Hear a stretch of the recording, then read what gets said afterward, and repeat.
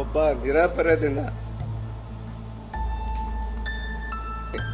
ಬನ್ನಿ ಜನತಾ ನ್ಯಾಯಾಲಯಕ್ಕೆ ಹೋಗೋಣ ಅಂತ ನನ್ನ ಶಾಸಕ ಸ್ಥಾನಕ್ಕೂ ನಾನು ರಾಜೀನಾಮೆ ಮಾಡ್ತಾ ಇದ್ದೀನಿ ಇವತ್ತು. ಬನ್ನಿ ತಾವು ಸೋಕಾಲ್ ಲೀಡರ್ಸ್, ಬಳ್ಳಾರಿ ಲೀಡರ್ಸ್ ಇದ್ದೀರಲ್ಲ, ನೀವು ಪಕ್ಕದಲ್ಲಿ ನಿಂತು ಆರೋಪಿಗಳು ತಾವು, ಆರೋಪದಲ್ಲಿಲ್ಲ, ಆರೋಪಿಗಳೇ ತಾವು. ನಮ್ಮ ಮುಗ್ಧ ಜನರು ಯಾರು ಕೂಡ ಮುಗ್ಧರಿಲ್ಲ. ಇವಾಗ ತಮ್ಮ ಗೊಡ್ಡು ಬೆದರಿಕೆಗೆ ಯಾರು ಬೆದರದಿಲ್ಲ. ಇವತ್ತೇನು ಇನ್ನೊಂದು ಕೇಸ್ ಮಾಡಬಹುದು ನನ್ನ ಮೇಲೆ, ಇಡಿ ಸಿಬಿಐ ಮತ್ತೆ ಬಿಡ್ಬೋದು ಅವರು. ಎದುರಲ್ಲ ಸ್ವಾಮಿ, ನನ್ನಂತ ನಾಗೇಂದ್ರಗಳು ಲಕ್ಷ ಜನ ಇದ್ದಾರೆ ನಮ್ಮ ಬಳ್ಳಾರಿಯಲ್ಲಿ. ಬನ್ನಿ ನೋಡೋಣ ಅಂತ ನಾನು ರಾಜೀನಾಮೆ ಮಾಡ್ತೀನಿ. ಇವತ್ತು ಜನತಾ ನ್ಯಾಯಾಲಯಕ್ಕೆ ಇಡೋಣ ಅಂತ. ನನ್ನ ತಪ್ಪಾಗಿದ್ರೆ ನಾನು ಸೋಲ್ತೀನಿ. ಇವತ್ತು ನನ್ನ ನೇರ ಸವಾಲ್ ಆಗ್ತಾ ಇದ್ದೀನಿ. ನಾನು ಮುಗ್ಧ ಜನರನ್ನ, ದಲಿತರನ್ನ, ಅಲ್ಪಸಂಖ್ಯಾತರನ್ನ ವಿರೋಧಿಗಳಂತೇಳಿ ಹೇಳಲಿಕ್ಕೆ ನಾನು ಬಯಸ್ತೀನಿ. ಇವತ್ತು ನನಗೂ ಅವಕಾಶ ಕೊಡಬೇಕು. ನಮ್ಮ ಪಕ್ಷದ ವರಿಷ್ಠರಲ್ಲಿ ನಾನು ಕೇಳ್ಕೊಂತ ಇದ್ದೀನಿ. ನಾನು ನಮ್ಮ ಪಕ್ಷದ ವರಿಷ್ಠರಲ್ಲಿ ಎಲ್ಲರಿಗೂ ನಾನು ಮನವಿ ಮಾಡ್ಕೊಂತ ಇದ್ದೀನಿ. ತಾವು ಏನು ಈ ಸುಳ್ಳನ್ನು ವಾಲ್ಮೀಕಿ ಮಹರ್ಷಿಯ ಹಗರಣ ಅಂತೇಳಿ ಹೇಳ್ತಾ ಇದ್ರಲ್ಲ, ಅದರಲ್ಲಿ ನನ್ನ ಪಾತ್ರ ಇಲ್ಲ ಇಲ್ಲ ಇಲ್ಲ ಅನ್ನುವುದನ್ನು ನಾನು ಜಗಜ್ಜಾಹೀರಾಗಿ ಮಾಡಿದ್ದೀನಿ. ನನ್ನಿಂದ ಏನ್ ತಪ್ಪಾಗಿದೆ ಸ್ವಾಮಿ? ನಾನು ಕೇವಲ ಕಾಂಗ್ರೆಸ್ ಸರ್ಕಾರದ ಒಬ್ಬ ಮಂತ್ರಿ ಆಗಿದ್ದಕ್ಕೆ ನನಗೆ ಶಿಕ್ಷೆನಾ? ಪ್ರೂಫ್ ಎಲ್ಲಿದೆ? ನಾನು ಏನಾದ್ರು ಒಂದು ಸೈನ್ ಮಾಡಿದ್ದೀನ? ಒಂದು ಆದೇಶ ಕೊಟ್ಟಿದ್ದೀನ? ನನ್ನಿಂದ ಏನಾದ್ರೂ ₹1 ಆದ್ರೂ ನನ್ನಿಂದ ಬಂದಿದೆನಾ? ನನಗೆ ಹೋಗಿ ಬಂದಿದೆನಾ? ನನ್ನ ನೋಟ್ ಶೀಟ್ ಇದೆನಾ? ಯಾಕೆ ಸ್ವಾಮಿ ಇಷ್ಟು ದಲಿತರ ಮೇಲೆ ತಾವು? ಅದಕ್ಕೆ ನಾನು ಹೇಳೋದು, ತಾವು ಮನುವಾದಿಗಳು. ಮನುಸ್ಮೃತಿಯಲ್ಲಿ ಇರುವಂತಹ ಒಂದು ಪುರಾಣ ಕಾಲದಲ್ಲಿ ಇರುವಂತಹ ಪದ್ಧತಿಯನ್ನ ತಾವು ತೆಗೆದುಕೊಂಡು ಬರ್ಲಿಕ್ಕೆ ತಾವು ಹೋಗ್ತಾ ಇದ್ದೀರಲ್ಲ. ದೇಶದ ಜನತೆ ನೋಡ್ತಾ ಇದೆ. ಈಗಾಗಲೇ ಕೂಡ ಪೂರ್ಣ ಪ್ರಮಾಣದಲ್ಲಿ 100ಕ್ಕೆ 100ರಷ್ಟು ಹಣ ಕೂಡ ವಾಪಸ್ ಆಗಿದೆ. ನಾನು ಕಳಿಸಿದ್ದಲ್ಲ, ಬ್ಯಾಂಕ್ ಅಲ್ಲಿ ಮಾಡ್ಕೊಂಡಿದ್ದಂತವ್ರು. ಹಂಗಾದ್ರೆ ನಿರ್ಮಲಾ ಸೀತಾರಾಮನ್ ಅವರು ಇವತ್ತಿನ ದೇಶದ ಮಂತ್ರಿಗಳು, ಫೈನಾನ್ಸ್ ಮಿನಿಸ್ಟರ್ ಅವ್ರು ಯಾಕೆ ಮಾಡಿಕೊಡುದು? ಅವರು ಮೂಗಿನ ಅಡಿಯಲ್ಲಿರುವಂತ ಒಂದು ಯೂನಿಯನ್ ಬ್ಯಾಂಕ್ ಆಫ್ ಇಂಡಿಯಾ ಅವ್ರ ಅಡಿಯಲ್ಲಿರುವಂತದ್ದನ್ನೇ ಅವ್ರು ಮಾಡಬೇಕಲ್ಲ, ಅವ್ರು ರಾಜೀನಾಮೆ ಮಾಡಬೇಕಲ್ಲ. ನನ್ನಂದು ಯಾಕೆ ಸ್ವಾಮಿ? ನಾನು ದಲಿತ ಅಂತೇಳ? ನಾನು ಆದಿವಾಸಿ ಅಂತೇಳ? ಇದು ಒಳ್ಳೇದಾಗಲ್ಲ ತಮಗೆ. ಮುಂದಿನ ದಿನಗಳಲ್ಲಿ ನೋಡ್ತಾ ಇದ್ದಾರೆ, ದಲಿತರು ಮೊದಲಿದ್ದಂಗೆ ಇಲ್ಲ.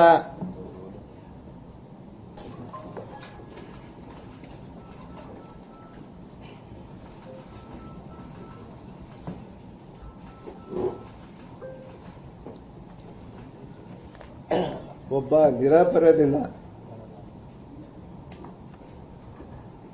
ಒಂದು ಸುಳ್ಳನ್ನು ಹೇಳಿ ಹೇಳಿ ಹೇಳಿ ನಿಜ ಮಾಡಿಕೊಟ್ಟಿರಲ್ಲ ಮನುವಾದಿಗಳು. ನಿಮಗೆ ನಾನು ತೋರಿಸ್ತೀನಿ. ಇದು ನನ್ನ ಸವಾಲ್. ನಾನು ಇವತ್ತು ಸಂವಿಧಾನಕ್ಕೆ ತಲೆಬಾಗಿ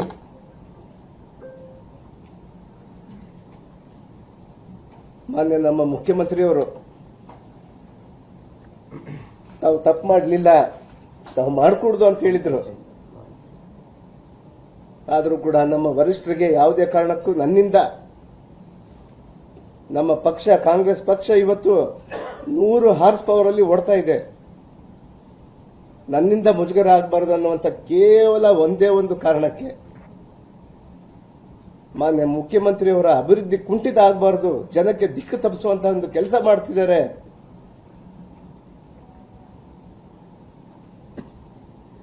ನಮ್ಮ ವರಿಷ್ಠರು ಮಾನ್ಯ ಖರ್ಗೆಜಿಯವರು ಇದೇ ರಾಜ್ಯದವರು, ಅವರು ಕೂಡ ನಮ್ಮ ರಾಜ್ಯದಲ್ಲಿ ಒಂದು ಸುಳ್ಳನ್ನು ಬಿಡಿಸಿಕೊಂಡು ಹೋಗ್ತಾ ಇದಾರಲ್ಲ, ಮತ್ತೆ ಅವ್ರಿಗೂ ಮುಜುಗರ ಆಗಬಾರ್ದು ಅನ್ನೋಂಥ ವಿಚಾರದಿಂದ ಇವತ್ತು ಈ ದೇಶದ ಅತ್ಯುನ್ನತ ಸ್ಥಾನವನ್ನು ಹೊಂದಿರುವಂತದ್ದು ಅವ್ರನ್ನೇ ಬಿಡ್ಲಿಲ್ಲ. ನನ್ನನ್ನು ಬಿಡ್ತಾರೆ ಸ್ವಾಮಿ ಈ ಮನುವಾದಿಗಳು? ಈ ದಲಿತರನ್ನ, ಶೋಷಿತ ವರ್ಗದವರನ್ನ, ಅಲ್ಪಸಂಖ್ಯಾತರನ್ನ ಬಿಡ್ತಾರ ನೀವು?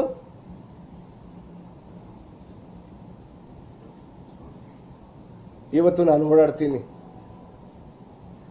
ಈ ರಾಜ್ಯದಲ್ಲಿ ನನಗಾಗಿರುವಂತಹ ಅನ್ಯಾಯವನ್ನು ಎತ್ತಿ ಹಿಡಿತೀನಿ ನಾನು. ನನ್ನ ಪರಿಶಿಷ್ಟ ಪಂಗಡದ ಸಮಾಜದವರು 15 ಸ್ಥಾನಗಳಲ್ಲಿ ಕೂಡ ನಾನು ಓಡಾಡ್ತೀನಿ.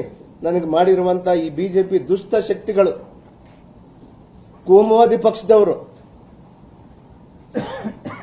ವಿನಾಕಾರಣ ಹಗರಣ ಇಲ್ಲದೇನೆ ಹಗರಣವನ್ನು ತಂದು ಇಲ್ಲಿವರೆಗೂ ನನ್ನ ನೈತಿಕವಾಗಿ ಬೆಂಬಲಿಸಿದ ಎಲ್ಲ ಮಾಧ್ಯಮದ ಮಿತ್ರರಿಗೆ ಧನ್ಯವಾದಗಳನ್ನು ಹೇಳ್ತಾ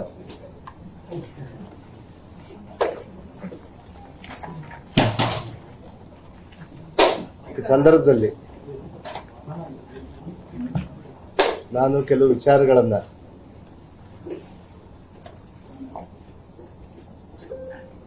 ಮೊನ್ನೆ ತಾನೇ ಸದನ ನಡೀಲಿಕ್ಕೂ ಬಿಡಲಾರ್ದೇನೆ ಹಲವಾರು ಅನೇಕ ಜ್ವಲಂತ ಸಮಸ್ಯೆಗಳ ಬಗ್ಗೆ ಬೆಳಕು ಚೆಲ್ಲಲಾರ್ದೇನೆ ಇಡೀ ಸದನವನ್ನೇ ಹಾಳು ಮಾಡಿದಂತ ಈ ಸಂವಿಧಾನ ವಿರೋಧಿಯ ಏನು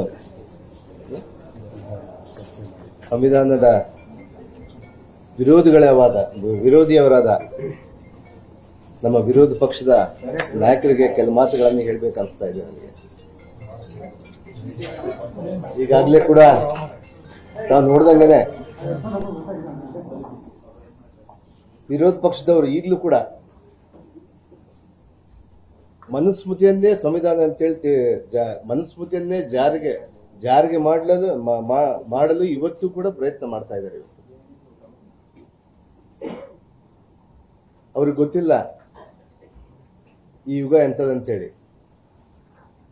ಇದು ಇನ್ನ ಪುರಾಣ ಕಾಲ, ವೇದ ಕಾಲವಲ್ಲ. ಅವರಿಗೆ ಪದೇ ಪದೇ ಹೇಳ್ತಾ ಇದ್ದೀವಿ, ಇದು ಸಂವಿಧಾನ ಕಾಲ, ಬಾಬಾ ಸಾಹೇಬ್ರ ಯುಗ ಅಂತೇಳಿ ಅವ್ರಿಗೆ ಗೊತ್ತಿಲ್ಲ.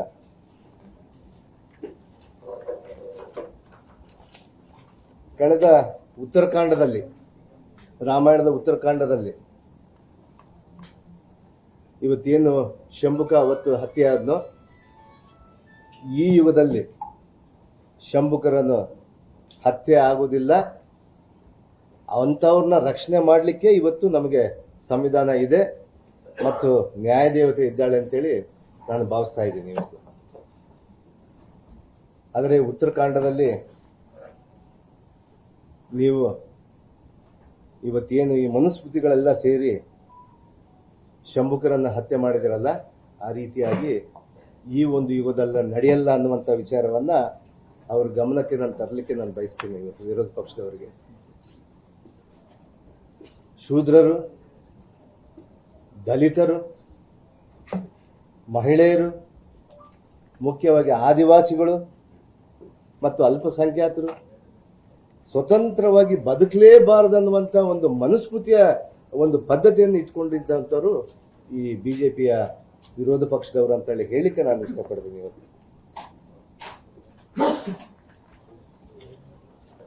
ಆದರೆ ಇಂಥ ಯುಗದಲ್ಲಿ ಇವತ್ತೇನು ನಾನು ಈ ಹಿಂದೆ ಎಲ್ಲ ಹೇಳಿದಂತೆಯೇ ಅಂಥವಕ್ಕೆ ಅವಕಾಶ ಮಾಡಿಕೊಡಲ್ಲ ಅನ್ನುವಂಥ ಗಟ್ಟಿ ನಿರ್ಧಾರ ಯಾಕಿದೆ ಅಂದ್ರೆ, ಇದು ಇವತ್ತು ನಮ್ಮ ಸಂವಿಧಾನ ನಮ್ಮನ್ನ ರಕ್ಷಣೆ ಮಾಡುತ್ತೆ ಅಂತೇಳಿ ಅದರ ನಂಬಿಕೆಯಲ್ಲಿ ನಮಗೆಲ್ಲ ಕೂಡ ಅಪಾರವಾದ ನಂಬಿಕೆ ಇದೆ.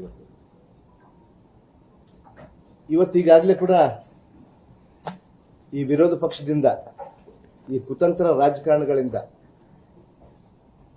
ಇವತ್ತು ನಾವು ಹಲವಾರು ಬಾರಿ ಮೊನ್ನೆ ನಡೆದಂತ ಸದನದಲ್ಲಿ ಹಲವಾರು ಬಾರಿ 10 ದಿನವರೆಗೂ ಕೂಡ ನಾವು ಹಲವಾರು ಬಾರಿ ಅವರಿಗೆ ಮನವಿ ಮಾಡಿಕೊಂಡ್ವಿ, ತಾವೊಂದು ನೋಟಿಸ್ ಕೊಡಿ, ಚರ್ಚೆಗೆ ಬನ್ನಿ, ನಾವು ಯಾಕೆ ರಾಜೀನಾಮೆ ತಾವಿಗೆ ಹೇಳ್ತಿದ್ದೀರಿ, ನನ್ನ ವಿಚಾರನ ನನ್ನ ರಾಜೀನಾಮೆ ಯಾಕೆ ಕೊಡಬಾರ್ದು ಅಂತೇಳಿ ಇಡೀ ಮುಖ್ಯಮಂತ್ರಿಯಿಂದ ಹಿಡಿದು ನಮ್ಮ ಎಲ್ಲ ಸಹೋದ್ಯೋಗ ಸಂಪುಟ ಸದಸ್ಯರು ನಾವು ಮನವಿ ಮಾಡ್ಕೊಂಡಿವಿ. ಅವ್ರಿಗೆ ಕೇಳಂತ ಪರಿಸ್ಥಿತಿಯಲ್ಲಿಲ್ಲ. ಎಂತ ಒಂದು ಅದ್ಭುತವಂತ ಅವಕಾಶ. ಇವತ್ತು ರಾಜ್ಯದಲ್ಲಿ ಬರಗಾಲ ತಾಂಡವಾಡ್ತಾ ಇದೆ, ಕಾವೇರಿಯ ಜ್ವಲಂತ ಸಮಸ್ಯೆ ನಡೀತಾ ಇದೆ, ಮುಖ್ಯವಾಗಿ ಕೆಪಿಎಸ್ಸಿ ಹಗರಣ ಸುಮಾರು 7,000 ಕೋಟಿಗೂ ಮೇಲ್ಪಟ್ಟಂತ ಹಗರಣ ಬಗ್ಗೆ ಕೂಡ ತಾವು ಬೆಳಕು ಚೆಲ್ಲಲಿಕ್ಕೆ ಅವಕಾಶ ಮಾಡಿಕೊಡ್ಲಿಲ್ಲ. ಇದು ಯಾವ ನ್ಯಾಯ ಸ್ವಾಮಿ? ಕಸ್ತೂರಿ ರಂಗನ ವರದಿಯನ್ನ ಮಾಡ್ಬೇಕಂದ್ರೆ ಕೂಡ ಅದನ್ನು ಕೂಡ ಮಾಡ್ಲಿಕ್ಕೆ ಬಿಡ್ತಾ ಇಲ್ಲ. ಯಾವುದೇ ಕಾರಣಕ್ಕೂ ಯಾವೊಬ್ಬ ಶಾಸಕರದಾಗಿರ್ಬೋದು ಯಾರ್ದು ಅವ್ರದ ಕ್ಷೇತ್ರಗಳ ಬಗ್ಗೆ ಬೆಳಕು ಚೆಲ್ಲಬೇಕಂದ್ರೆ ತಾವು ಅವಕಾಶ ಮಾಡಿಕೊಡ್ಲಿಲ್ಲ. ಆದ್ರೆ ಇವತ್ತು ವಿನಾಕಾರಣ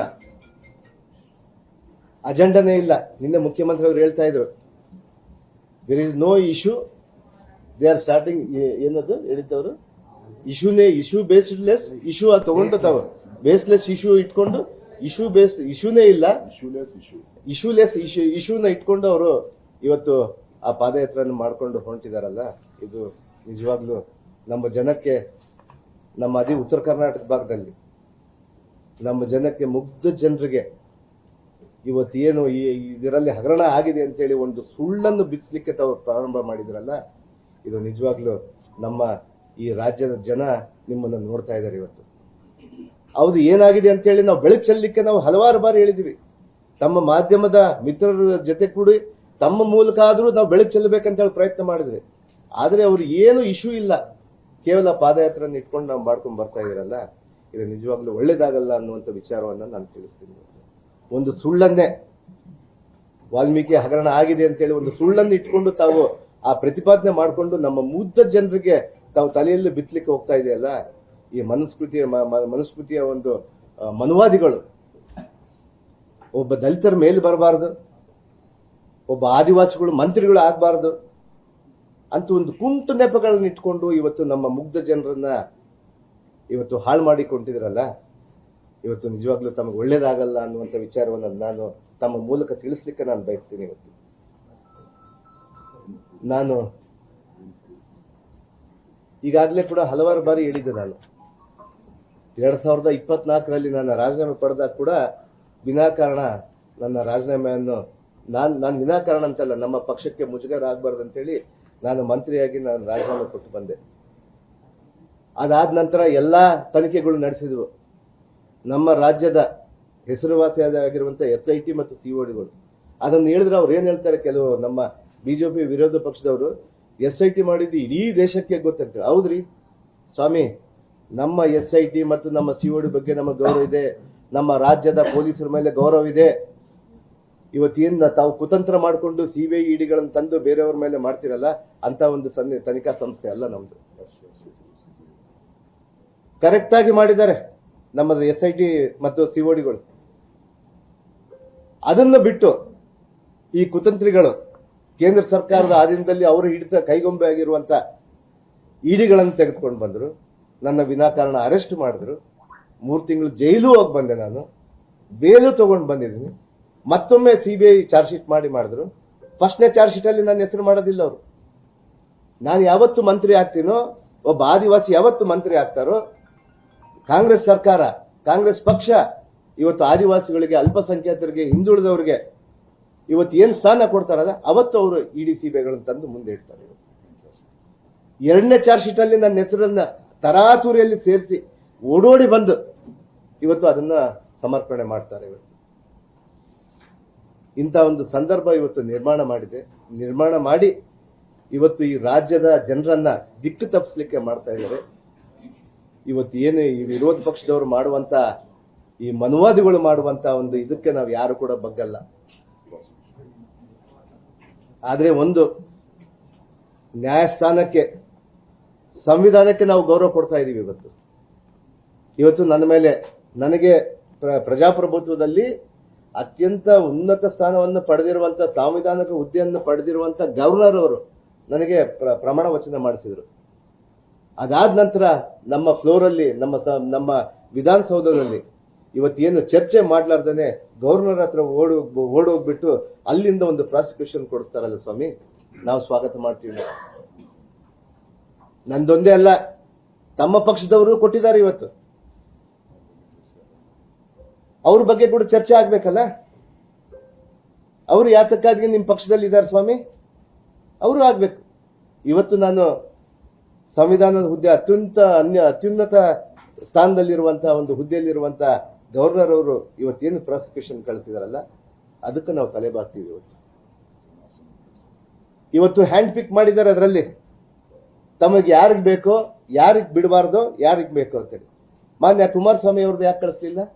3 ವರ್ಷದಿಂದ ಪೆಂಡಿಂಗ್ ಇದೆ. ನಾನು ಕೇಳಬಹುದಲ್ಲ, ಪ್ರಜಾಪ್ರಭುತ್ವದಲ್ಲಿ ನನಗೆ ಹಕ್ಕಿದೆ ಅದನ್ನ. ಇವತ್ತು ನಿಮ್ಮ ಜೋಡಿ ಅವರೆಲ್ಲರೂ ಕೂಡ ಒಟ್ಟಾಗಿದ್ದಾರೆ, ತಾವೆಲ್ಲರೂ ಕೂಡ ಅಲಯನ್ಸ್ ಅಲ್ಲಿ ಇದ್ದೀರಿ ಅಂತ ಹೇಳಿ ತಾವು ತಿಳಿದು ಇವತ್ತು ಹ್ಯಾಂಡ್ ಪಿಕ್ ಅದನ್ನ ಬಿಟ್ಟು ಬೇರೆ ಬೇರೆ ಸಂದರ್ಭದಲ್ಲಿ ಹೇಳಿ ಇವತ್ತು ನನಗೆ ಮಾತ್ರನೇ ತಾವು ಕಳಿಸ್ತೀರಲ್ಲ ಸ್ವಾಮಿ ಇದು ನ್ಯಾಯವನ್ನ? ಅವ್ರಿಗೊಂದ್ ನ್ಯಾಯ ನನಗೊಂದ್ ನ್ಯಾಯನ? ಬರ್ಲಿ. ನಿಖರ ಸುದ್ದಿ, ಸದಭಿರುಚಿಯ ಕಾರ್ಯಕ್ರಮ. ನೀವು ನೋಡ್ತಾ ಇದ್ದೀರಾ ಕಹಳೆ ನ್ಯೂಸ್, ಸಮಾಜದ ಜಾಗೃತಿಗಾಗಿ ವಸ್ತುನಿಷ್ಠ ವರದಿ.